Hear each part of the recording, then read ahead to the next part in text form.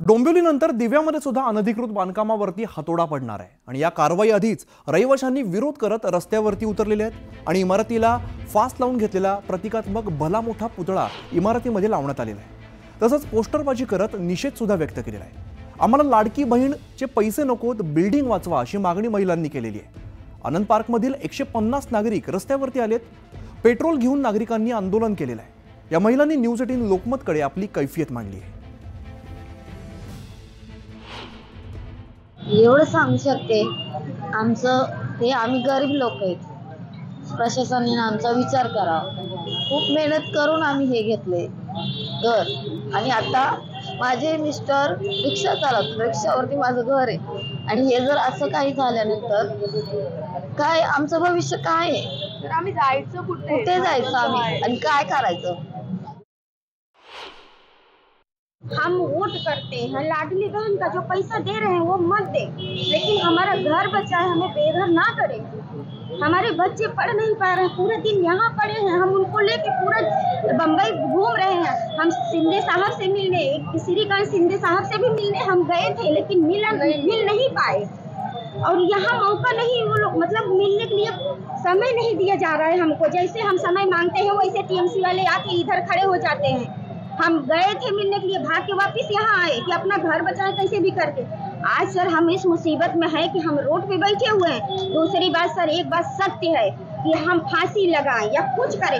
हमारी ये 3 बिल्डिंग में घर में सिलेंडर है, सरकार तक पहुंचाइए। एक सब सिलेंडर खोलेंगे, जितना हमारा पब्लिक है सब अपने अपने घर में घर बंद करेंगी और सिलेंडर में आग लगाएंगी। ये बिल्डिंग तो उड़ेगा ही उड़ेगा, अगल बगल का भी उड़ेगा। अब हम नहीं चुप रहेंगे, हम मरेंगे इसी में, शमशान इधर ही बनेगा।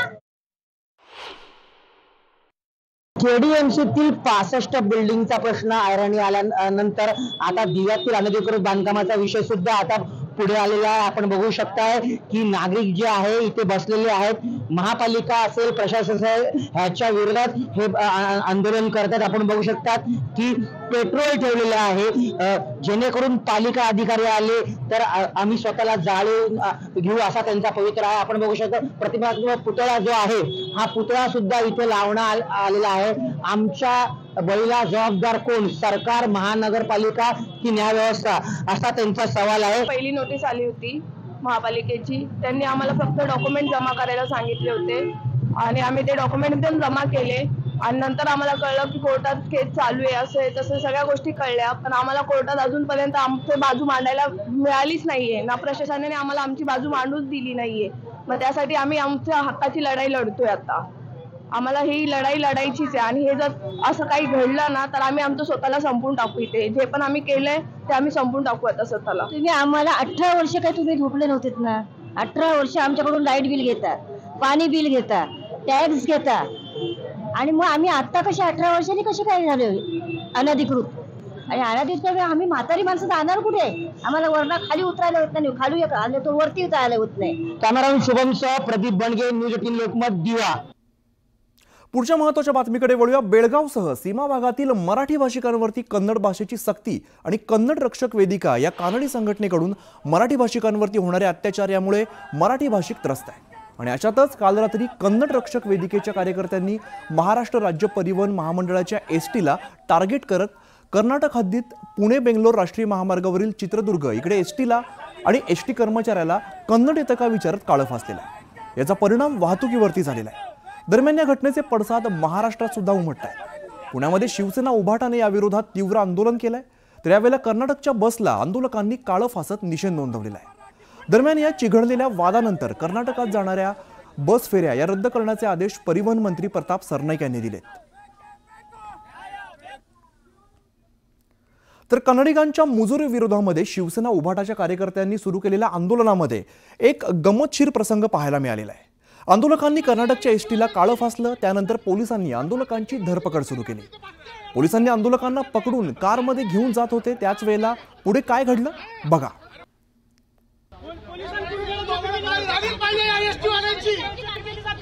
100% गळचिपीत चालू आहे. आता इथं बघता येणार नाही मला तरी कोणता ते हा अन्याय आहे. हा अन्याय आहे. अरे उशीर झाला तुला. 100% महाराष्ट्रासाठी मराठी माणसासाठी शिवसेना लढणार शिवसेना. पुढची बातमी बघूया. कोस्टल रोडच्या डांबरीकरणाच्या दुरुस्तीचं काम सुरू करण्यात आलेलं आहे. कालच न्यूज 18 लोकमतने कोस्टल रोडची ही बातमी दाखवलेली होती.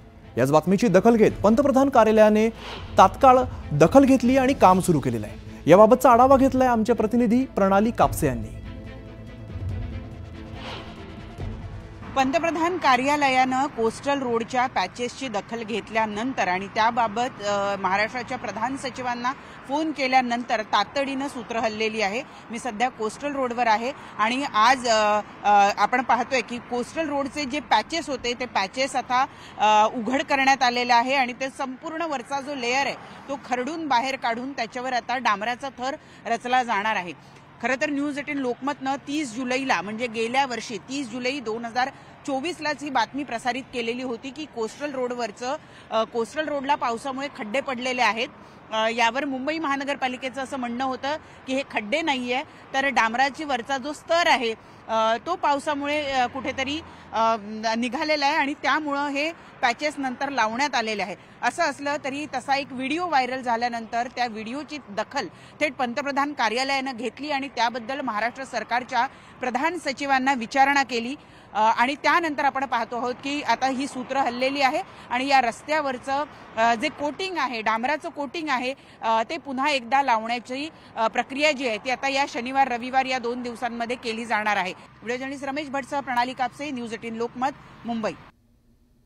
पुढची विशेष बातमी राजकारणातून आहे. पुण्यातील काँग्रेसचे माजी आमदार रवींद्र धंगेकर यांनी भगवं स्टेटस ठेवल्यामुळे मिशन टायगरची पुन्हा एकदा नव्याने चर्चा सुरू झालेली आहे.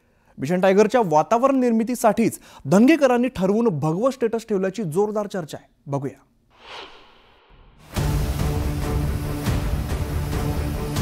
माजी आमदार रवींद्र धंगेकरांनी ठरवून भगवं स्टेटस ठेवत शिवसेना प्रवेशाची नव्याने चर्चा घडवून आणली. खरं तर रवींद्र धंगेकर एकनाथ शिंदेंना भेटून आले तेव्हाच ते धनुष्यबाण हाती घेण्याच्या वाटेवर असल्याची चर्चा घडली होती. मात्र मी अजून सुद्धा काँग्रेसमध्येच असल्याचा दावा करून त्यांनी वेळ मारून नेली होती. पण त्याच काँग्रेसने निरीक्षक पदासाठी डावलताच रवींद्र धंगेकरांनी पुन्हा ठरवून शिवसेना प्रवेशावरती वादळ निर्माण केलंय. खरं तर धंगेकर शिवसेनेत जाणार ही चर्चा आजची नाहीये. गेल्या 15 दिवसापूर्वी अशी चर्चा उठली होती पण धंगेकरांनी त्यावेळेस खुलासा केला की नाही मी काँग्रेसमध्येच आहे. पण त्याच धंगेकरांनी आज भगवा पंच घातलेलं स्टेटस टाकून एक मेसेज देण्याचा प्रयत्न केलाय आणि तिकडे उदय सामंतांनी सांगितलं की हो या भगव्या पंचावर धनुष्यबाण आला तर आम्हाला नक्कीच आवडेल. थोडक्यात पुण्यात मिशन टायगर सुरू करण्याचा एकनाथ शिंदेचा प्रयत्न दिसतो आणि त्याची ही सुरुवात दिसते.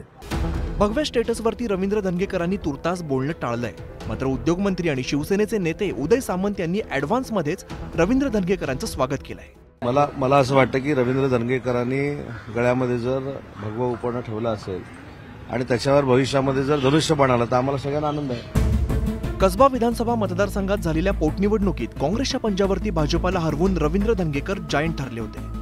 मात्र त्यानंतर लोकसभा आणि विधानसभा निवडणुकीत सलग 2 पराभव झाल्यामुळे धंगेकर काहीसे अस्वस्थ आहेत आणि त्यातच एकनाथ शिंदेंच्या मिशन टायगरमुळे धंगेकरांमधला शिवसैनिक पुन्हा जागा झालाय. त्याचाच भाग म्हणून धंगेकरांना भगव्या स्टेटसकडे पाहिलं जात आहे. चंद्रकांत फुंदे, न्यूज 18 लोकमत, पुणे. इकडे कोंढव्यामध्ये वरिष्ठ पोलीस निरीक्षकांची गुंडगिरी पाहायला मिळालेली आहे. या पोलिसांनी विनाकारण दुकानातील साहित्याची नासधूस केल्याचा व्हिडिओ समोर आलेला आहे. रात्री उशिरापर्यंत दुकान उघडं ठेवलं जातं म्हणून संध्याकाळी 6च्या दरम्यानच पोलिसांनी नासधूस केलेली आहे. पोलिसांची दादागिरी सुरू राहिली तर आत्महत्येशिवाय पर्याय नाही असा इशारा दुकानदाराने दिलाय. काल कोंढवा पोलीस स्टेशनचे साहेब येऊन तिथे आमचे दुकान बंद करण्यास सांगितले. त्याचे कारण विचारता त्यांनी काहीच सांगितलं नाही, उत्तर दिलं नाही. बंद करा दुकान हे उत्तर दिलं. आम्हाला पोलीस स्टेशनला घेऊन गेले. त्यानंतर 7 वाजता सदर ही घटना घडली. त्यानंतर आम्हाला कमीत कमी 11 वाजेपर्यंत बसवून ठेवलं, समज दिला, खटला भरला. त्यानंतर आम्ही आज सकाळी परत शनिवारी सकाळी साहेबांना भेटायला गेलो तरी ते म्हणतात की उघडायचं नाहीये. आमचा उदरनिर्वाह त्याच्यावरती आहेत, माझे मुलं बाळ आहेत, वडील आहेत, सांभाळायचं कसं. पुढची बातमी सुद्धा पुण्यातूनच आहे. पुण्यामध्ये गावगुंडांचा धुडगूस सुरूच आहे. पुण्यातील वडगाव शेरीमध्ये वाहनांची तोडफोड करण्यात आलेली आहे. 10 ते 12 जणांच्या टोळक्याने वाहनं फोडल्याचं समोर आलंय. यामध्ये 5 कार, 5 बाईक, 2 रिक्षा या गावगुंडांनी फोडलेल्या आहेत.